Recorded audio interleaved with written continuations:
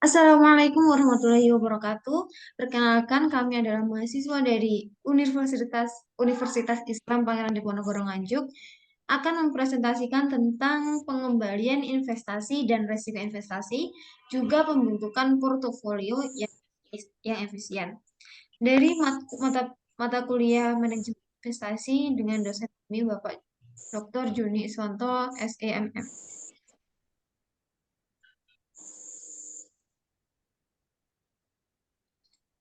Yang pertama mengenai pengembalian investasi dan risiko investasi.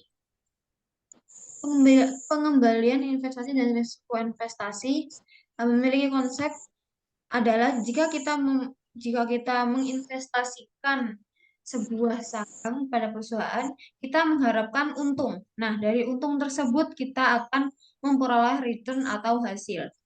Artinya, tiap investasi yang dilakukan individu maupun kelompok pada dasarnya menginginkan tingkat keuntungan yang signifikan sebagai hasil dari kepemilikan saham perusahaan. Keuntungan ini dapat berupa keuntungan investasi seperti bunga atau dividen. Nah, kemudian apa saja indikator penilaian usulan proyek investasi? Ada 4. Yang pertama adalah payback period atau pengembalian yang membutuhkan waktu. Semakin cepat payback, maka hasil yang didapatkan semakin banyak, semakin maksimal, kemudian investasi akan segera direalisasikan. Sebaliknya, jika semakin lama payback atau semakin lama pengembalian, maka tidak menguntungkan perusahaan karena akan realisasinya akan ditunda. Kemudian yang kedua adalah average rate of return. Maksudnya, berbagai proyek dengan jenis mutually eksklusif atau pilih salah satu, maka ARR atau rumus ini dengan nilai tertinggi menjadi prioritas pilihan. Dengan rumus tersebut adalah ARR sama dengan average ET dibagi average investasi dikali 100%. Nah, hasil tertinggi dari rumus tersebut akan menjadi investasi yang menguntungkan untuk perusahaan. Kemudian yang ketiga adalah net present value. Metode ini arus kas yang didiskontokan dari penilaian investasi. Dia memperhitungkan nilai waktu uang pada proses. Keempat adalah internal rate of return atau IRR. Rate of return yang menyamakan total present value investasi dan total present value proses. Nah, sebuah proyek ini disetujui jika IRR melebihi tingkat bunga minimum yang disyaratkan. Semakin tinggi hasil dari IRR, maka tingkat bunganya atau hasil yang diuntungkan semakin menguntungkan perusahaan. Kemudian ada teori risiko.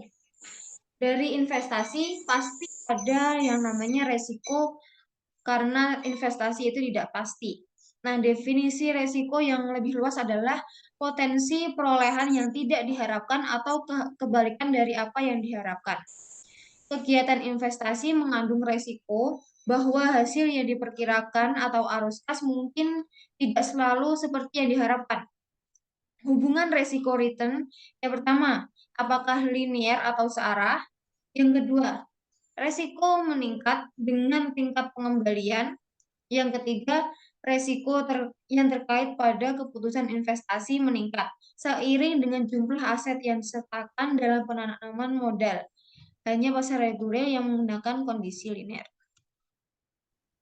Kemudian resiko ini dilambangkan dengan beta. Atau beta adalah ukuran risiko sistematis sekuritas yang tidak dapat dikurangi dengan diversifikasi.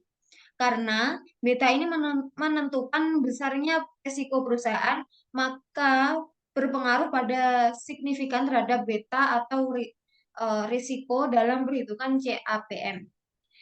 Yang pertama, jika beta kurang dari 1, jika beta lebih dari 1 menunjukkan bahwa kondisi pasar saham semakin berisiko. Jika pasar berubah sebesar 1%, saham X akan berubah lebih dari 1%. Yang kedua, nilai beta kurang dari 1. Kondisi saham tidak mudah berubah berdasarkan mekanisme pasar. Yang ketiga adalah beta sama dengan 1, menunjukkan bahwa harga saham perusahaan dengan indeks pasar dalam kondisi sama. Pembentukan portofolio yang efisien. Pembentukan portofolio yang efisien perlu adanya ilmu dan pemahaman portofolio agar investasi tidak menjerat sebagai investor yang tidak mengetahui dengan pasti apakah mendapatkan keuntungan atau menanggung kerugian dari investasi. Investor perlu menghitung keuntungan yang diharapkan dari investasi atau menghitung risiko investasi.